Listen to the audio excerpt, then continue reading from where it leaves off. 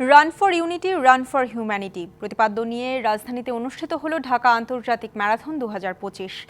বাংলাদেশের সেনাবাহিনীর আয়োজনে এই ম্যারাথনে অংশ নেন দেশি বিদেশি 10,000 দৌড়বিদ। শনিবার ভোর 5টায় রাজধানীর 300 ফিট সড়কে এই ম্যারাথনের উদ্বোধন করেন বাংলাদেশ সেনাবাহিনীর principal staff officer lieutenant general SM Kamrul Hasan.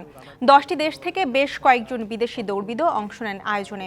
ফুল ম্যারাথন ও হাফ ম্যারাথন সহ 5টি ভিন্ন ক্যাটাগরিতে প্রতিযোগিতা অনুষ্ঠিত হয়। ম্যারাথন শেষে প্রতিযোগীদের মাঝে পুরস্কার বিতরণ করেন সেনাপ্রধান ও বাংলাদেশ অলিম্পিক অ্যাসোসিয়েশনের সভাপতি জেনারেল ওয়াকারুজ্জামান। তিনি জানান, ভবিষ্যতে এই ম্যারাথন দেশের বিভিন্ন জেলায় ছড়িয়ে দেয়া হবে।